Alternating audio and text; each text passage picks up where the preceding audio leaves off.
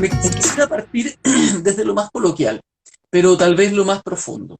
Génesis capítulo 1, versículo 27 dice que Dios creó al hombre a su imagen y semejanza. A imagen de Dios lo creó, varón y hembra los creó. Hay varias cosas que podríamos nosotros decir de este pasaje, pero me quiero centrar no tanto en el varón y hembra, o en el varón y mujer, sino en que Dios nos creó a su imagen y semejanza. ¿Y por qué quiero centrarme en ese punto? Porque ese punto es muy interesante. Cuando Dios dice que nos creó a los seres humanos, hombre y mujer, a su imagen y semejanza, lo que Dios dice son varias cosas. Porque Dios dice, por ejemplo, por medio de ese pasaje, que Él nos ha entregado varios atributos. La capacidad de crear, de pensar, la capacidad afectiva, sentimental, una trascendencia espiritual, la capacidad de poder discernir la verdad. Pero también Dios en ese pasaje señala un atributo muy interesante y un elemento muy interesante que es propio de Dios y que Él nos lo entregó a nosotros y que muchas veces lo pasamos por alto, que es el hecho de que somos seres relacionales. El ser humano es un ser relacional debido a que Dios es relacional. El otro día hablábamos de este tema con mi esposa y ella, que sabe, yo diría que mucho más que yo, ella me decía, ¿sabes, Felipe? Llama la atención lo siguiente. Dios es trino, Padre, Hijo y Espíritu Santo. Son tres personas en uno, pero son tres personas. Y este tema es muy interesante porque cuando hablamos de que Dios es trino, significa que Dios, desde antes del tiempo, desde siempre, Él ha estado en una constante, plena y absoluta relación con Él mismo. Dios Padre se relaciona con Dios Hijo y con Dios Espíritu Santo. Dios Espíritu Santo con Dios Padre y con Dios Hijo. Dios Hijo con Dios Espíritu Santo y Dios Padre. Estos tres, estas tres personas de la Trinidad han estado en una constante relación. Esto significa algo muy potente, que Dios, dentro de su naturaleza, tiene un atributo que es el ser relacional. Y cuando Dios dice que creó al ser humano a su imagen y semejanza, y Dios comparte sus atributos, comparte en nosotros y con nosotros, y pone en nuestro interior y en nuestra esencia la capacidad, el deseo y la necesidad de relacionarnos con otros. Entonces, cuando hablamos de que no nacimos para estar solos, es verdad, no nacimos para estar solos porque literalmente Dios colocó en nuestra esencia y en nuestra naturaleza el ser seres relacionales. Dios establece que nos creó varón y mujer, varón y hembra. Sin embargo, y aquí no quiero relativizar nada, sino que quiero plantear lo siguiente. Cuando Dios habla de que nos creó como seres relacionales y pone obviamente el hecho de que creó Dios al hombre y a la mujer, evidentemente esto tiene varias funcionalidades, elementos complementarios y también un tema reproductivo propio de la especie, pero Dios nos creó en último término para que estemos relacionándonos con un otro, con un coigual, con otra persona con quien podamos compartir. Quiero dejar esa idea ahí, porque me quiero ir a algunos autores que pueden ayudarnos hasta cierto punto a develar un poco la idea y el contenido de este pasaje del Génesis capítulo 1, versículo 27. Hay un autor que es un filósofo y antropólogo cristiano, que tiene de hecho un libro que se llama El hombre, Antropología Cristiana, y él dice así, ¿qué es el ser humano? ¿Quiénes somos nosotros? ¿Dónde estoy yo? Estas son preguntas tan antiguas como el ser humano mismo, que toma conciencia de su propio ser. Una vaca siempre será una vaca. Un perro siempre será un perro. No se preguntan por quién soy. Solo el ser humano se pregunta acerca de quién es. Esta es su pregunta. Y el ser humano, por medio de esta pregunta, descubre su esencia. Aquí hay un tema muy interesante por lo siguiente, porque los seres humanos nos preguntamos, ¿quién soy? ¿Quiénes son? Esta pregunta no la podemos responder solo. Para poder responder la pregunta de quién soy, necesito de alguien que esté conmigo. Y esto es fundamental, porque la Biblia plantea que Dios nos entrega una esencia, nos entrega una naturaleza. Pero esta naturaleza que Dios nos ha dado, nosotros tenemos que irla descubriendo. ¿Y cómo descubrimos la naturaleza que Dios nos ha dado? ¿Cómo descubrimos quién soy yo? El descubrir la naturaleza que Dios nos dio, el descubrir quién soy yo, nunca se dará de forma aislada. Yo tengo un libro por aquí que se llama El cristianismo comparado y otras religiones, donde habla acerca de cómo las religiones orientales proponen la necesidad del aislamiento absoluto y la meditación absoluta e incluso el dejar de hablar con otros para descubrir nuestra esencia y nuestra naturaleza. Lo cierto es que la Biblia plantea algo completamente opuesto.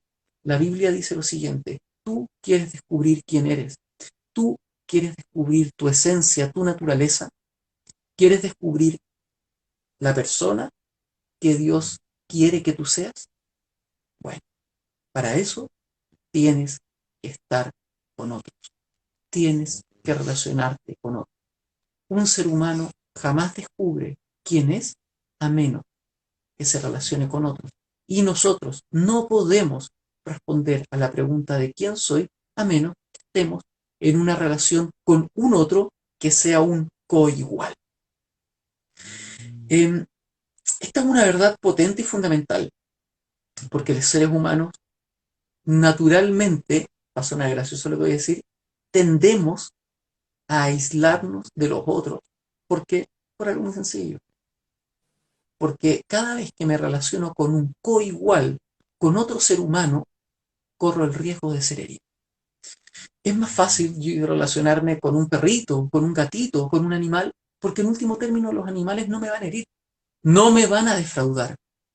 Solamente me puede defraudar aquel que es igual a mí, que es equivalente. Posiblemente por esto es que es tan difícil que podamos aprender a vincularnos con otros y rompemos relaciones con personas porque nos sentimos defraudados. Sin embargo, cada vez que rompemos una relación con una persona porque nos defraudó, porque no cumplió con mi expectativa, porque no hizo lo que yo quería, lo que estoy haciendo realmente es negarme a la posibilidad de responder la pregunta de quién soy. Y más aún, llegar a ser la persona que Dios sea. Aquí, obviamente, en este contexto, excluyo las relaciones patológicas y nocivas, donde hay dos personas que viven en una codependencia y donde hay agresión y violencia. Pero hablo de las relaciones, por ejemplo, en la iglesia. Cuando un hermano o una hermana dice, yo nunca más voy a hablar con este hermano, con esta hermana, porque me quitó el saludo, porque no me trató como yo quería que me trataran, o porque no me dieron el cargo que yo quería en la iglesia. Cuando nosotros hacemos eso, lo que estamos haciendo realmente es huir de casi lo que podríamos decir que es un mandato. Dios dijo, no es bueno que estén solos. Sin embargo, estar acompañado, como ya dije, siempre implica un riesgo, el riesgo de ser herido.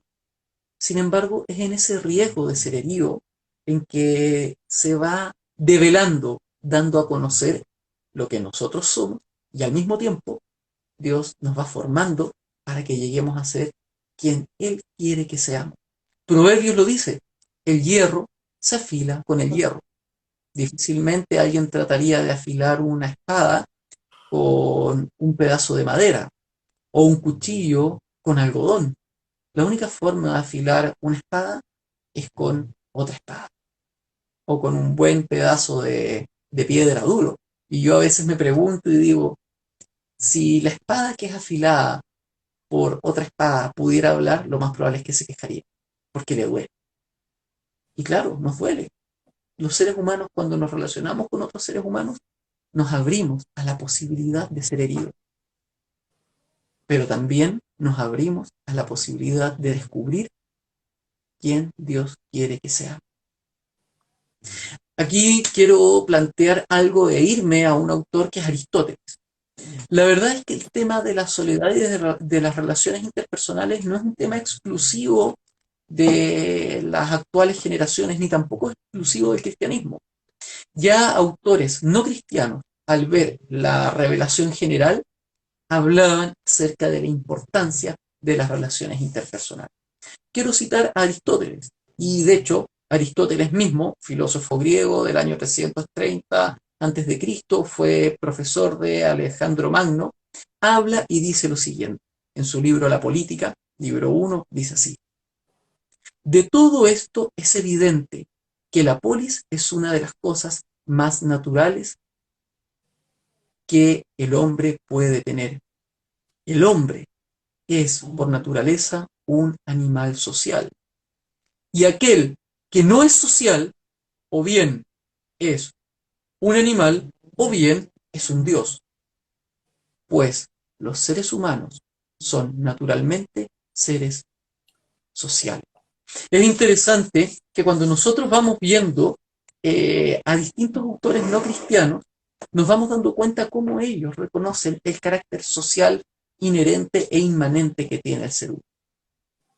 Fíjense que es curioso esto, pero el ser humano es el único ser que puede escoger cómo relacionarse con otros. Los seres humanos hacemos política, y cuando hacemos política podemos hacer distintos tipos o formas de gobierno: democracias representativas, democracias directas, dictaduras, nepotismo, plutocracia, y podríamos hablar de distintos tipos de formas de gobierno. El ser humano es el único ser en el planeta que tiene esa capacidad. Los perros tienen una forma de relacionarse, las manadas. Las abejas tienen una forma de relacionarse, las colmenas. Las hormigas también. Todos los animales tienen una sola forma de relacionarse. Sin embargo, el ser humano es el único ser que puede decidir cómo se va a relacionar. Esto es interesante porque esta capacidad de relacionarnos se evidencia en posiblemente la unidad fundamental que es la familia. El ser humano naturalmente es un ser gregario, y el ser humano tiende a generar comunidades. Y la primera comunidad que el ser humano genera es la familia. Nos asociamos por grupo y generamos familias, y la familia es la unidad básica de la sociedad. Después las familias se asocian y generan algo que son los clanes. Y los clanes generan a su vez polis o ciudades. Fíjate que este tema es muy interesante porque pareciera que el ser humano de forma natural, aunque no lo quiera, necesita estar con otras personas. La cuestión es esta, que muchas veces las relaciones que tenemos entre seres humanos se pueden volver tóxicas o nocivas. Y claramente, de nuevo, vuelvo al mismo punto. El vincularnos entre seres humanos siempre es un riesgo. Porque cuando yo me vinculo con otros, tengo que aprender algo muy importante. Y es esto, que mi voluntad no se va a hacer al 100%, sino que tengo que aprender a generar proyectos de vida en común con otros. Por ejemplo, cuando yo estoy casado, y yo como hombre casado, y tengo que decir que no fue muy fácil porque yo era un soltero muy complicado y ahora soy un hombre casado muy complicado, pero tengo que decir que cuando tú te casas, lo primero que tienes que aprender para tener un matrimonio que salga adelante pese a todas las adversidades es lo siguiente: es que esta afiliación, esta vinculación que tú generas, en este caso yo con mi esposa, la mujer que amo, es una asociación y una vinculación donde mi voluntad no se va a llevar a cabo. Mi esposa tiene que entender que su voluntad tampoco se va a llevar a cabo. Esto pasa al interior del matrimonio, pero ¿sabes qué? Pasa en todo tipo de relaciones. Porque cuando nosotros hablamos de que no nacimos para estar solos, tendemos a pensar inmediatamente en el matrimonio.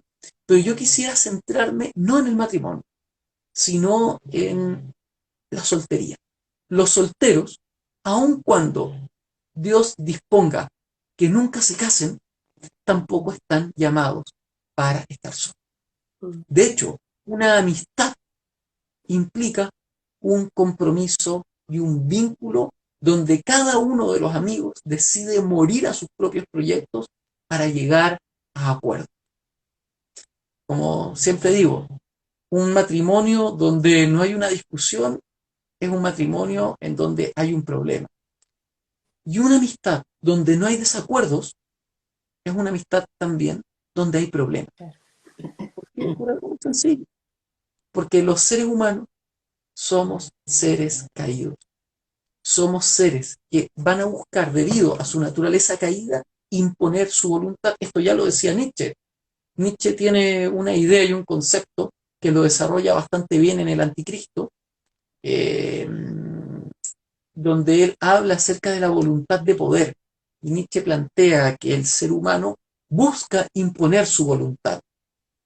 Y en efecto, el mundo se mueve bajo esa lógica, bajo la lógica en donde hay relaciones, en donde uno de los dos impone su voluntad sobre el otro. Y por eso es que muchas personas salen heridas. Sin embargo, nosotros como cristianos tenemos que tener mucho cuidado y hacernos la siguiente pregunta.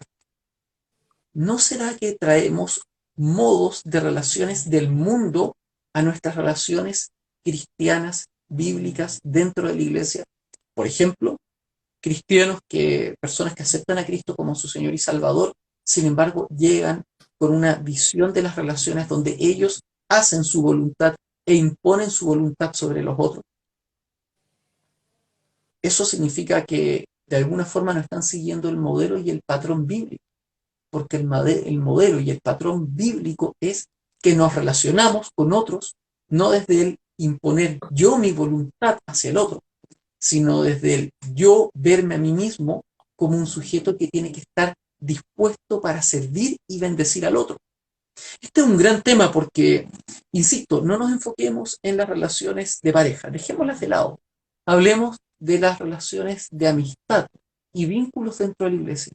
Hay mucha gente que termina herida dentro de la iglesia porque o alguien trató de imponer su voluntad sobre esta persona en una relación de amistad y la otra persona salió herida, o porque una persona trató de imponer su voluntad sobre los otros y los otros no aceptaron esta imposición y finalmente se frustran. El hecho es que el ser humano, de forma natural, siempre va a tender a imponer su voluntad sobre los otros. Pero nosotros, como pueblo de Dios, como cristianos, tenemos que asumir conciencia de esa natural tendencia pecaminosa y hacernos la siguiente pregunta. ¿Cómo es que Dios quiere que nos relacionemos con los otros? ¿Cómo Dios quiere que los solteros se relacionen con las otras personas de la iglesia? Es una pregunta que nos tenemos que hacer. Sin embargo, antes de llegar a esa respuesta, me gustaría citar y hablar brevemente de un filósofo que se llama Platón. Platón fue maestro de Aristóteles. Y Platón, en lo que es su análisis del alma, porque Platón va a analizar el alma, va a decir que el alma tiene tres características. Y me gustaría mencionarlas brevemente. Platón va a decir lo siguiente. Platón va a decir así. El alma humana posee las siguientes características o partes. Por una parte está el timos, que es la parte del alma que anhela ser reconocida como digna. Todos anhelamos ser reconocidos como dignos. Todos queremos que las otras personas reconozcan que en nosotros hay un grado de dignidad. Hasta ahora nunca he conocido a alguien que me diga, sabes, Felipe, yo te pido por favor que tú me reconozcas como alguien indigno y que por favor me humilles. No, el ser humano todo lo que hace, lo hace en buena medida o en alguna medida para que los otros reconozcan cierto grado de dignidad en él. Segunda parte del alma, la isotimia, que es la necesidad de ser respetado. Todos los seres humanos buscamos y queremos ser respetados. Yo lo veo incluso en mi hija de 5 años. Mi hija que tiene 5 años, de pronto llega, toma el celular, comienza a ver un video y si yo le quito el celular y no le dije a mi hija primero, hija, por favor, ¿me puedes pasar el celular? Mi hija me mira feo, me reclama o se enoja porque ella siente que, que le falté el respeto porque le quité el celular y no se lo pedí. Dato. El celular es mío y lo más probable es que por eso falla porque ella se mete en partes que yo ni siquiera logro entrar. Pero el hecho es que el ser humano naturalmente busca ser respetado. Y tercera parte del alma humana es es griego, así que me cuesta, es la megalotimia. ¿Y qué es la megalotimia? El deseo o la necesidad de sentirnos superior. Y el hecho es este, que el ser humano, en efecto, cuando comienza a actuar movido por la megalotimia, este deseo, esta necesidad de sentirse superior, comienza a romper paulatinamente sus relaciones. Y es difícil reconocer esto porque a muchos nos pasa que no nos damos cuenta de lo siguiente, que nos movemos desde la megalotimia, desde esta tendencia natural que finalmente es pecaminosa, de sentirnos superior a los otros, porque partamos de la base que hay pecado en nosotros, pero además porque hemos sido heridos, porque hemos sido dañados y porque hay procesos emocionales, psicológicos y espirituales incluso en nuestro interior que no hemos logrado sanar o terminar. Muchas veces la gente soltera piensa que está destinada a quedarse sola, como si casi el estar solo fuese una maldición. Y yo quiero decir algo, la soltería es una bendición. La soltería es una bendición. Ya que me dicen, pero ¿cómo, Felipe? Si tú estás casado. A mí me encanta estar casado. Y yo doy gracias a Dios por estar casado, porque mi esposa me ha ayudado a ser un mejor hombre. Pero el estar casado no es más bendición que el estar soltero. Lo que pasa es que el estar casado es una forma de relacionarte distinta a la soltería. Pablo fue un hombre tremendamente bendecido, que creció mucho en el Evangelio y en su servicio a Dios. Y fue y estuvo soltero. Pedro fue un hombre que estaba casado y también sirvió a Dios de forma tremenda. ¿Cuál es el punto? El punto de esto es que las relaciones, sea de estar soltero o de estar casado, tienden a fracturarse, tienden a romperse cuando nosotros, los seres humanos, imponemos o nos dejamos llevar por la megalotimia, por esta tendencia natural y pecaminosa a sentirnos superiores y por lo tanto más dignos que los otros. Porque el timos, que es el deseo natural de sentirnos dignos, está bien. Es un elemento fundamental de lo que vendría a ser una buena autoestima. La isotimia, también, el sentirme respetado. Claro, yo le pido a mi esposa que ella me respete y ella me pide que yo la respete y no hay nada de malo en eso. Pero la megalotimia es lo que viene a romper un buen matrimonio. La megalotimia es lo que viene a dañar relaciones entre hermanos que están solteros y que son, por ejemplo, grandes amigos. Y hoy día yo les quiero hacer una pregunta. ¿Cuántos cristianos que están viendo este en vivo o que lo verán, o tal vez conocemos a muchos cristianos que dicen, ¿sabes qué? Yo no quiero ir a la iglesia, porque cuando he ido a la iglesia me han dañado. Cuando he ido a la iglesia he salido herido. Cuando he ido a la iglesia no me han tratado como yo esperaba. Puede ser que en efecto hayas pasado tal vez por una mala iglesia. Puede ser que hayas ido a una iglesia donde te dañaron. Sí, en efecto. Pero eso no es excusa para dejar de congregar. Para nada. Para nada. Jamás va a ser excusa. Si tú decides dejar de congregarte porque fuiste dañado en una iglesia o porque tuviste una mala experiencia en una congregación, lo que estás haciendo es dejarte guiar por la megalotimia, este deseo o esta tendencia pecaminosa de sentirnos superior. Claro, en último término, me siento tan superior, que nadie me puede dañar. Yo tengo una talla acá, la voy a contar. Espero que de aquí de Instagram no salga porque que no salga. Tranquilo, tranquilo. Yo tengo un amigo que es pastor, no voy a decir el nombre, tengo un amigo que es pastor y yo estaba en su iglesia, después me cambié, no me cambié por problemas, me cambié por temas de distancia, ¿ya? Y todavía me acuerdo que antes de que fuéramos amigos con ese pastor me dijo que él nunca sería mi amigo. O me dijo, no, sabes que yo no sería amigo tuyo. Y me la tiró en serio el pastor. Y era mi pastor más encima, y tenía un año más que yo nomás, o un año, no, tenía mi edad. ¿Y sabes qué? Imagínate que el pastor de tu iglesia, donde tú te estás congregando, te dice, ¿sabes qué? Yo no sería tu amigo. Y te la dice en serio más encima. Es tremendo. Y yo tuve que decir, y yo quedé súper hereje, ¿cómo es posible que el pastor a mí me haya dicho eso? O sea, por favor, ¿qué tuve que hacer? Lo que dice la Biblia. Seguir asistiendo a la misma iglesia porque Dios me dijo que tenía que estar ahí, seguir escuchando las prédicas de ese pastor porque Dios me dijo que las escuchara, ser bendecido y alimentado por la palabra que Dios daba por medio de ese pastor, y finalmente, después de unos años, nos volvimos amigos. ¿Sabes cuál es el punto? Que muchas hermosas relaciones dentro de la iglesia se rompen y otras nunca se desarrollan porque le hacemos caso a esta área que tenemos en nuestra alma, que es la megalotimia. Yo doy el nombre técnico en griego, pero en último término es esta tendencia natural de voluntad de poder, de querer imponer mi voluntad y sentirme reconocido y tremendamente valorado. ¿Cuál es el problema? El problema es que el reconocimiento nunca va a ser suficiente. Yo puedo hacer esto vivo hoy día y lo pueden estar viendo 34 personas, pero resulta que tal vez la próxima semana, el próximo en vivo, voy a querer que lo vean 40, y después 50, y 60, y 70, y 1000. El alma humana nunca se sacia. ¿Por qué? Porque en último término, el único que puede saciar el alma humana es Dios.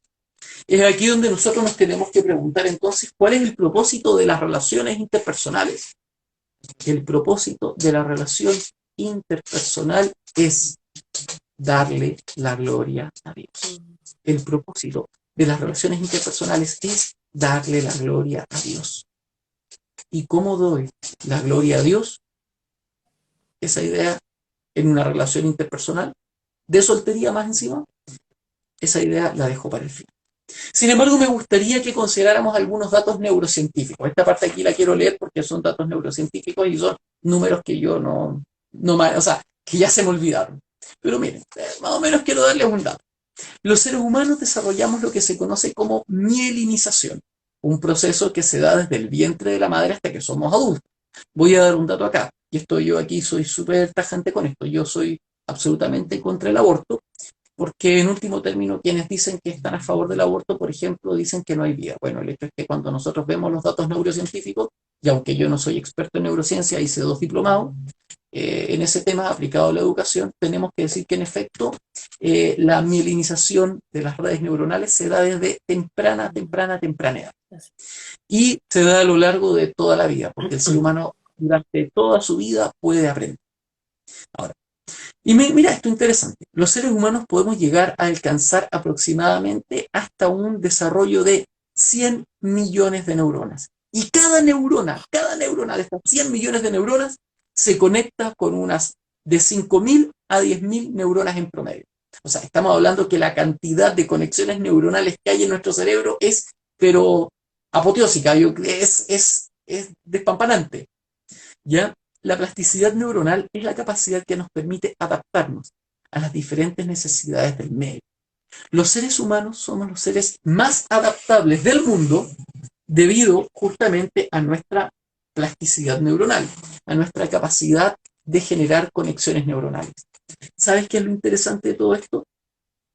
Que el factor clave del desarrollo de las conexiones neuronales es y son los vínculos con otras personas.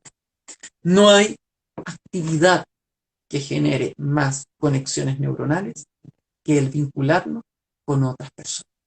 Podríamos decir en los siguientes términos que la actividad más sana que puede haber es que los seres humanos pasemos tiempo con otros seres humanos. Porque el pasar tiempo con otros seres humanos permite que generemos conexiones neuronales. Y las conexiones neuronales permiten algo muy bello y hermoso, que ampliemos nuestra visión de mundo y que podamos entender el mundo desde distintas perspectivas. Aquí hay un tema claro que lo quiero plantear y es el siguiente, que, a ver, esto no significa que si yo puedo ver el mundo de distintas perspectivas yo caiga en un relativismo. O sea, yo creo firmemente que Si yo, por ejemplo, tengo una visión de mundo cristiana, yo no puedo relativizar mi visión de mundo cristiana porque me relacione con distintas personas con distintas creencias. Sin embargo, el relacionarme con distintas personas de distintas creencias me permite hacer algo hermoso, y es poder entender el mundo desde la perspectiva de esa persona y poder presentarle a personas que tienen distintas formas de pensar el Evangelio. Así como lo hizo Pablo. Lo vemos con Pablo. Pablo, tremendo misionero. Y fue seguramente el hecho de ser judío de base, pero haber tenido una gran formación académica que le permitió interactuar con distintas personas de distintos ámbitos académicos, lo que le permitió, por ejemplo, predicar el Evangelio en, bueno, en todo lo que fue el mundo romano. Pablo fue un gran misionero por algo, porque si nosotros yo creo que pudiésemos ver el cerebro de Pablo, veríamos la gran cantidad de conexiones neuronales, debido a que a la gran cantidad de relaciones interpersonales que él tuvo. Entonces, por ejemplo, aquí pasa algo interesante y a mí me llama la atención esto. Muchas veces tenemos el deseo de ir y predicar el Evangelio, pero no nos queremos arriesgar a ser dañados y heridos por otros. Queremos predicar el Evangelio, pero queremos tener relaciones superficiales. Yo, siendo muy sincero, tendría que decir que la neurociencia, desde una perspectiva exclusivamente secular y científica, evidencia una cosa tremenda, que la única actividad que un ser humano no puede dejar de desarrollar para ser una persona mentalmente sana es el tener vínculos con otros seres humanos. Es posiblemente el tener vínculos con otros seres humanos la actividad más sana. Sin embargo, de nuevo, el ser humano tiene esta tendencia pecaminosa, la megalotimia, la voluntad de poder, según Nietzsche, que nos llama a imponer nuestra voluntad. Y quiero que lo pensemos esto al interior de la iglesia. Uno a veces ve cómo en la iglesia se repiten los patrones del mundo. Yo soy profesor y lo veí, por ejemplo, mucho en la universidad. Yo cuando hacía clases en el mundo académico y veía a mis estudiantes universitarios, veía que muchos se asociaban por estilo de ropa, por estilo de peinado, y tú veías como una gran sala con distintos grupos. Era como que tú veías a un lado y había un grupo y se notaban todos porque todos se vestían parecidos. Mirabas a otro lado y se vestían todos parecidos. Yo lo veía mucho, lo vi en varias carreras, en nutrición, en enfermería, en odontología, lo vi. Y a mí me da un poco de risa y les daba a ellos este mismo ejemplo. Y eso es una tendencia natural humana, porque los seres humanos, por la megalotimia, nos tendemos a asociar con los que son más parecidos a nosotros, porque sabemos que se va a hacer nuestra voluntad, porque el otro tiene más o menos o quiere hacer lo mismo que yo hago. Pero en el mundo cristiano no es así. El mundo cristiano es completamente distinto. Dios es tan gracioso y tan juguetón, digamos así, que hace algo tremendo que es esto. Miren, Dios nos pone a trabajar con personas que son completamente distintas a nosotros. Y de pronto Dios te pone en un ministerio y tú dices, wow, Dios, me pusiste a trabajar en un ministerio, gracias. Hasta que te das cuenta que comienzas a conocer a los hermanos de ese ministerio y te das cuenta que esos hermanos del ministerio no te gustan cómo piensan, cómo hablan, la opinión que tienen. Incluso hay elementos que tal vez no te agradan mucho de cómo se relacionan con Dios. Pero Dios te pone a trabajar con personas que son muy, muy, muy distintas a ti. Dios hace eso ¿por qué? Porque se equivocó, porque tal vez para nosotros sería mucho más cómodo que Dios nos pusiera a conversar, o perdón, a trabajar en un ministerio con gente que piensa como nosotros. Dios nos pone a servir en ministerios con personas que son distintas a nosotros, justamente porque en esa diferencia dentro del, lo dice Pablo, ¿de qué serviría que todos fuéramos orejas, o que todos fuéramos pies, o que todos fuéramos ojos? El cuerpo de Dios es multiforme, la gracia de Dios es multiforme. Y en esta multiforme gracia que se revela por medio de cada uno de los miembros del cuerpo de Cristo, es que todos juntos vamos creciendo. Yo soy una persona que es en general bastante buena para leer, leo bastante, me gusta escribir, me pueden preguntar de libro y les voy a responder. Sin embargo, me encuentro con un hermano o una hermana que oran a Dios con una potencia y una gracia tremenda. O me encuentro con otros hermanos que cantan y alaban a Dios de una forma fabulosa. Mi naturaleza humana y carnal me dice, Felipe, busca hermanos que solo sean buenos para leer y conversa con ellos de libro, porque eso es lo que te resulta fácil. Pero el Espíritu Santo, en su infinita misericordia, me saca de mi zona de comodidad y me dice, comparte con aquella persona que es buena para cantar, porque tú eres malo en los instrumentos. O el Señor me dice, comparte con aquella persona que es buena para orar, porque a ti te falta la oración y porque tú tienes algo que aprender de mí por medio de esa persona. Yo creo que es importante que los solteros entiendan lo siguiente, que estar casado no es, mi esposa me escuchara, me mata, pero ella ya lo hemos conversado. No es fácil. Es lo que voy a decir algo. No sé si, como no puedo leer los mensajes, no sé lo que están diciendo, No, pero lo voy a decir hay de igual. todo aquí, todo Estar comentario. casado no es fácil, no es sencillo, es difícil y es incluso es incómodo, a veces molesto y a veces preferiría no haber tomado la decisión.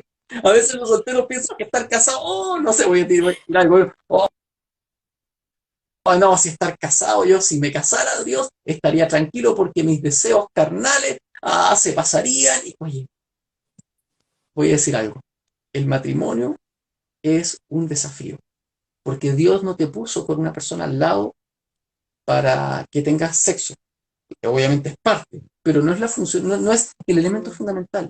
Dios te puso con una persona a tu lado, te puso al lado de una persona y te puso a alguien a ti, a tu lado, para que tú lo glorifiques. ¿Por medio de qué? De la transformación de tu carácter para la gloria de Dios.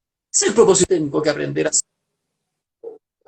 un buen varón, y eso significa morir a tu naturaleza pecaminosa. Mi esposa tiene que aprender a ser una buena esposa, y eso significa morir a su naturaleza pecaminosa.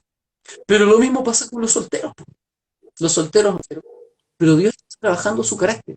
¿Y cómo Dios trabaja su carácter? Bueno, Dios trabaja su carácter poniéndoles personas al lado que posiblemente no les van a resultar 100% agradables. Así es.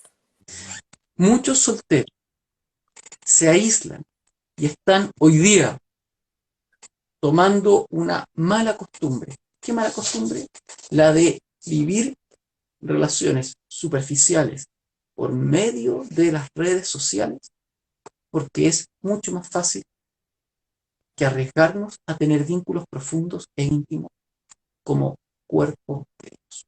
Y cuando hablo de vínculos profundos e íntimos, me refiero puntual específicamente a abrir nuestro corazón, a no contar de las cosas que suceden, sino hablar de lo que yo estoy viviendo. Y ese punto es fundamental, porque cuando nosotros comenzamos a hablar de lo que nosotros estamos viviendo y no de las cosas que suceden externamente, es cuando podemos volvernos vulnerables. Y si nos volvemos vulnerables, me vuelvo modelable. Y si me vuelvo modelable, puedo ser transformado a la imagen de Cristo. Y si soy transformado a la imagen de Cristo, puedo glorificar a Dios. Eh, Aquí me gustaría decir un pasaje que yo creo que es clave y que hay que hablarlo. Eh, Génesis, capítulo 2, versículos del 18 al 23, dice así. Y dijo Jehová a Dios, no es bueno que el hombre esté solo. Le haré ayuda idónea para él. Jehová Dios formó pues de la tierra toda bestia del campo y toda ave de los cielos, y las trajo a Adán para que viese cómo las había de llamar. Y todo lo que Adán llamó a los vivientes, ese es su nombre. Y puso Adán nombre a toda bestia de los cielos y a todo el ganado del campo, mas Adán no halló ayuda idónea para sí. Entonces Jehová, Dios, lo hizo caer en un profundo sueño. Y nosotros sabemos qué fue lo que hizo. Creó a la mujer. A partir de este pasaje, muchas personas dicen, bueno, pero entonces, y por favor, yo no estoy hablando en contra del matrimonio, pero muchos dicen, viste, es una obligación y una necesidad que estés casado porque tú necesitas una ayuda idónea y si no estás casado no podrías tener jamás una ayuda idónea. En efecto, yo tengo que decir, mi esposa para mí es mi ayuda idónea y ella tiene que aprender eso. A su vez, yo tengo que aprender a tratarla como Cristo quiere que la trate. La pregunta es la siguiente. En el caso de los solteros, ¿cuál es su ayuda idónea? Si alguien está soltero, ¿cuál es su ayuda idónea? No tienen. Error. Cada soltero tiene una ayuda idónea. ¿Sabes cuál es esa ayuda idónea? Cristo. Bueno, ya sí, obvio, yo sé que Cristo me va a ayudar. Claro, el tema es cuál es la manera en la que Dios te entrega su ayuda idónea. Dios te entrega su ayuda idónea por medio de otros hermanos. Entonces, de pronto, los solteros tienen que entender una cosa, que no se pueden aislar de las relaciones interpersonales. Porque, si bien no están casados, lo cierto es que Dios es su ayuda idónea, pero Dios los va a ayudar por medio de otros hermanos. Es decir, si tú estás soltero hoy día y quieres que Cristo sea tu ayuda idónea, estás ineludiblemente en la necesidad y en la obligación de establecer vínculos profundos con otros. Tú vas a poder vivir la ayuda idónea que Dios te quiere dar en la medida en que tus vínculos interpersonales con otros miembros de la iglesia sean profundos. Pero si tus vínculos son superficiales, son vínculos basados en una conversación por Zoom donde todos nos reímos y pasamos un buen rato, pero no abrimos nuestros corazones, déjame decirte que estás viviendo la ayuda idónea que Dios quiere que vivas. Y aquí entonces nos vamos a este punto que creo que es un punto interesante y como para ir cerrando esto. Y aquí quiero volver a la pregunta que en un momento hice. Bueno, ¿cuál es el propósito de las relaciones interpersonales? El propósito de las relaciones interpersonales se responde en un pasaje y es este. Juan, capítulo 13, versículos 35. De modo que todos sabrán que ustedes son mis discípulos si se aman los unos a los otros. Glorificamos a Dios dándolo a conocer. Damos a conocer a Dios por medio de el amor. Y el amor ágape siempre es un amor de intimidad. No voy a hacer una disección de lo que significa ágape en el mundo griego y en la Biblia. Creo que voy a aplicar la intuición natural cristiana que tenemos de lo que es el amor ágape. Pero quiero que entiendan algo, que el mundo va a conocer que somos discípulos de Cristo y por defecto va a conocer a Cristo no por la cantidad de información bíblica que manejo, aunque eso es importante, no por lo fuerte que canto en la iglesia, aunque es bonito cantar, no incluso por la cantidad de prédicas que hago en Instagram, aunque es bueno hacerlo.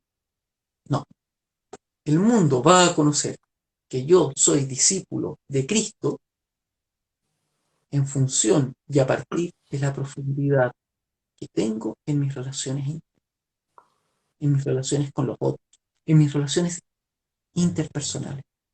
El mundo tiene que ver que mi relación con mi esposa es una relación profunda y de intimidad. Y no hablo, cuando hablo de intimidad, no hablo de lo sexual, hablo de compartir lo más profundo que hay en mi corazón. Si tú hoy día estás soltero o estás soltera, déjame decirte algo muy importante, y es esto. Dios quiere que tengas relaciones profundas, en donde abras tu corazón, en donde te arriesgues incluso a salir herido. Cristo fue herido. ¿Dónde dice eso, Felipe, la Biblia? Cristo fue traicionado. Fue traicionado por todos sus discípulos. Fue traicionado por Pedro. Fue traicionado por Judas. Cristo fue traicionado y se arriesgó a salir herido. Pregunta, ¿fue esa una excusa para que Jesús dijera, sabes qué, si yo soy traicionado por los seres humanos y por mis mejores amigos de la vida, y algunos de esos más encima eran mis hermanos y parientes, no, no, no, no, no, yo así mejor no me arriesgo y no muero en la cruz por ellos? No. Jesús, ¿qué fue lo que hizo? Jesús, aún sabiendo que iba a ser herido y traicionado, tuvo relaciones íntimas con los otros. Nosotros tenemos que aprender esa lección.